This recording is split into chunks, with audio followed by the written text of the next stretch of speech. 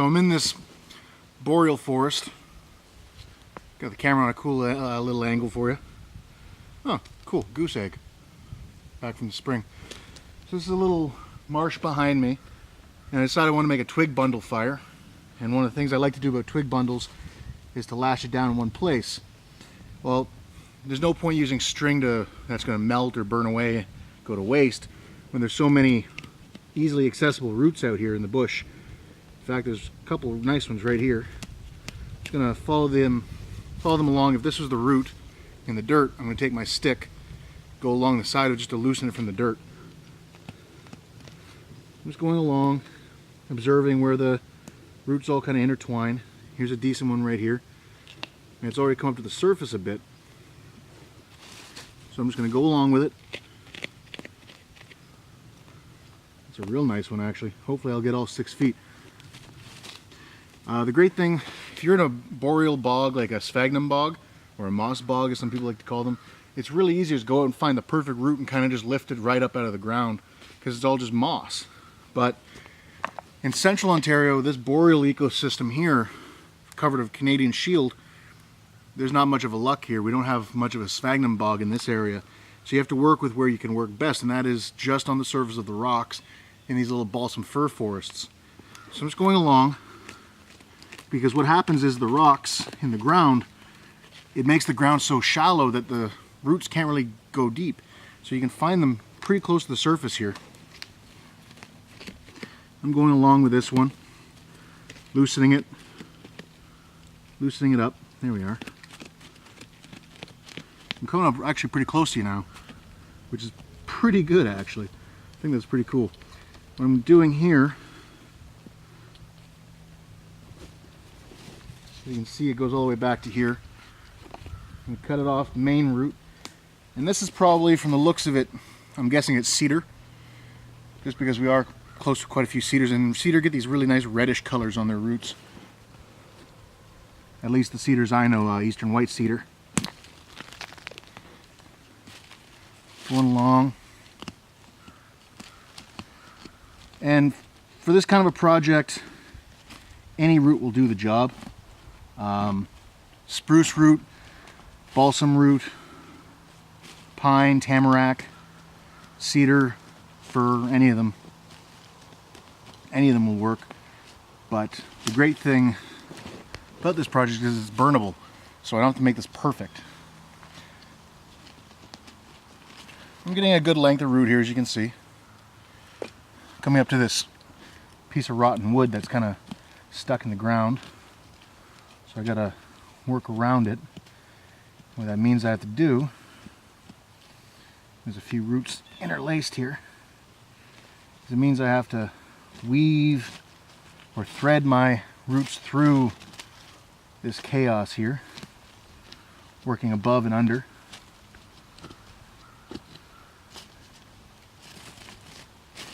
Trying to go as quick as I can. This is really stuck in the ground here, but I can now see the other side. So I encourage my piece of root through, comes to a Y. And that's about all I've got, and that's 3 or 4 feet, closer to 3 I think. That's good enough for what I need. Now there's a couple of cool little tricks I'm going to show you. I'm going to sit here. I've got 2 sticks. One of them is my little digger. As you can see, I sharpened the end of it. And this is just a branch off that dead balsam tree over here. What you can do with these 2 is clamp them together with the root in between and pull a couple of times. And you can see that the root bark is starting to come off. When making baskets, or for either birch bark baskets or for weaving, it's better to take the bark off. Same with birch bark canoes, anything like that. You want to take the bark off because the bark makes the root fairly brittle and it doesn't flex very well afterwards, and it doesn't take to water very well. So what I'm doing is I'm taking these pieces of wood, clamping it in between, pulling on it, and you see that the bark is popping off. It's a little later in the season than I'm used to doing this, and it's not the best time of year to be doing this coming into the fall. But it works fairly well, as you can see. Works even better in the springtime. Holy smokes, it almost flies off the root.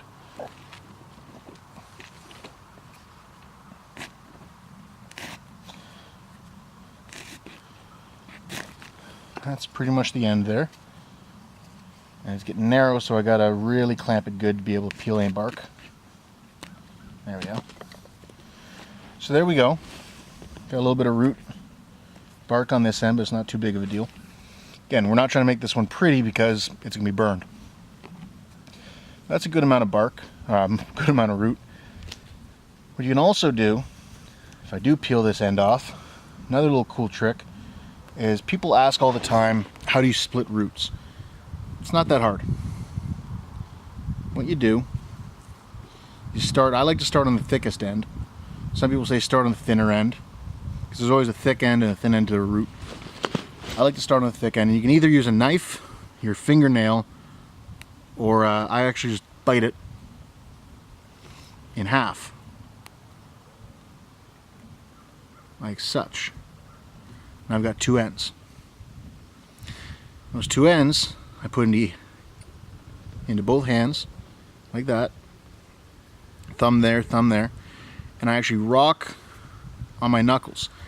Now if you see, one end is thinner than the other. What I can do then is pull on the thicker end, on the thicker side, until it rights itself and they're about even.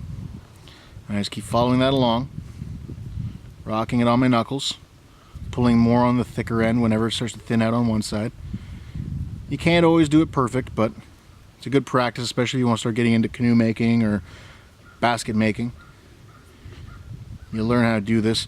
Other ways you can do it is with a crooked knife, just right down the middle, but this is how I grew up doing it. This is how I was taught to do it. And we used to use spruce roots and cedar roots and pine roots for a lot of different projects. Cornucopias around Thanksgiving. I'd make them up and sell them at some of the craft shops back home. You can also make cool dream catchers and medicine wheels with this stuff. So there's some. I had a couple more that I split earlier, much shorter. As you can see, they don't always come up perfectly straight. They're real wonky. But those are my roots. That's how you split them. That's how you harvest them. I'm going to use this to go make a twig fire and show you how to do that next. So thanks for watching.